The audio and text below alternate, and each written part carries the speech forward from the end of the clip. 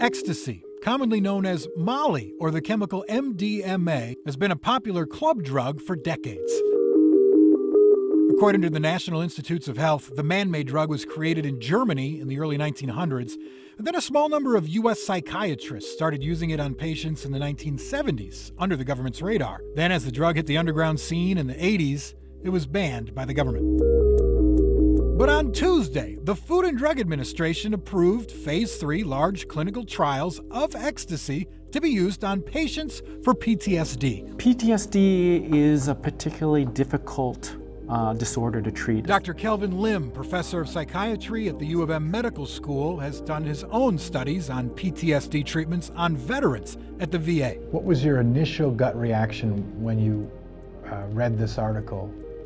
Well, I think the work is very promising and exciting because, as I mentioned earlier, we don't have good medications for the treatment of PTSD, and even the therapies we do have, 30–40% of people don't respond. In one previous trial, ecstasy was given to patients by the psychiatrist during therapy sessions as part of a larger treatment schedule.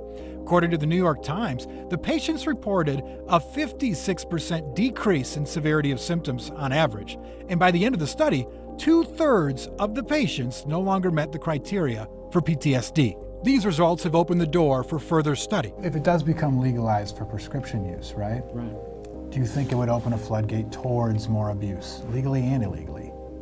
You know, I think it depends on how it's actually being prescribed and the regulation behind that. The studies that recently published about the use of MDMA are very carefully designed studies in which MDMA is given in a controlled environment with the concurrent use of the psychotherapy.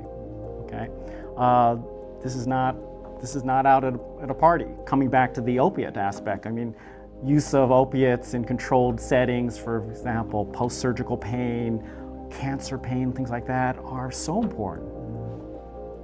Using it outside of that context, not so much. Dangerous. Would you prescribe it if it became legal and it had proof, clinical proof that it worked? Would you prescribe it? I think the medical field, if we have the evidence of its effectiveness and we have the systems in place to prescribe it safely, I think it could be very important.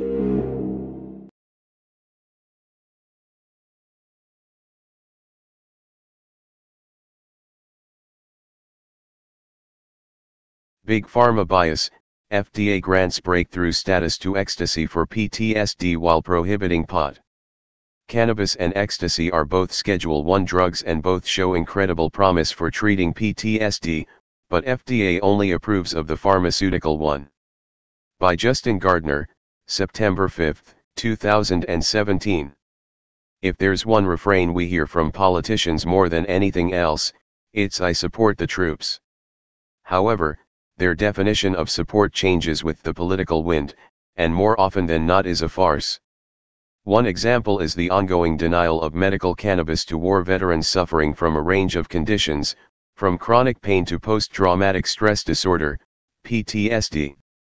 Despite plenty of evidence, both scientific and real-world, that cannabis effectively treats these conditions, those who purportedly fought for freedom come home only to lose freedom under the war on drugs.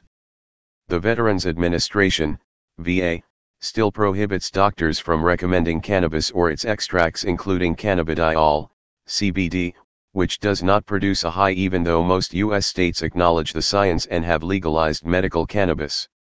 The VA, perhaps emboldened by the Trump administration, which is populated by 20th-century prohibitionists, is digging in its heels. It funded 2 dubious studies questioning the effectiveness of medical cannabis, one finding insufficient evidence to draw conclusions about benefits for PTSD, and another concluding limited evidence suggests that cannabis may alleviate neuropathic pain in some patients. Advertisement. This contrasts with a much larger review of literature carried out by the National Academies of Science, which concluded patients who were treated with cannabis or cannabinoids were more likely to experience a significant reduction in pain symptoms. The VA doesn't appear to care what the nation's leading science body has to say, and it has no interest in finding out if cannabis works for PTSD. A major study on medical cannabis and PTSD in veterans being carried out by Dr. Sue Sisley is in danger of shutdown due to lack of participation by the VA. Read more. This cop is being punished for wearing a button supporting marijuana legalization. It seems that every time there is hope for veterans to gain legal access to medical cannabis, those hopes are dashed by a minority of lawmakers. The latest letdown was the Veterans Equal Access Amendment, which would have allowed access in states with medical cannabis laws, but the amendment was stripped out in committee. Facing this betrayal by lawmakers and the VA, veterans must become criminals if they want to try medical cannabis where prescription drugs have failed. While federal government keeps cannabis as a Schedule I drug with no medical use, the same government has just granted breakthrough therapy designation to another drug in the Schedule I category, MDMA or Ecstasy. The party drug was used in Phase 2 trials on roughly 200 to 300 patients with severe PTSD. Results showed a remarkable improvement in most patients, with 61% reporting no PTSD symptoms after 2 months and 68% being PTSD-free after a year. With the breakthrough status granted by FDA, Phase 3 trials can proceed much more quickly, and with input on design, primary endpoint, and statistical approach from FDA. Pharmaceutical companies will surely be looking to cash in on this development with patented versions of Ecstasy. For the first time ever, psychedelic-assisted psychotherapy will be evaluated in Phase 3 trials for possible prescription use, with MDMA-assisted psychotherapy for PTSD leading the way, said Rick Doblin, Executive Director of the Multidisciplinary Association of Psychedelic Studies. Government appears completely willing to set aside the drug war for manufactured compounds in their controlled substances roster, but when it comes to medicine that people can grow themselves, no such freedom is allowed. Read more. Study, tens of thousands of innocent people in prison because of faulty field drug test kits. Cannabis and psilocybin both show promise for treating PTSD, perhaps even more so than MDMA.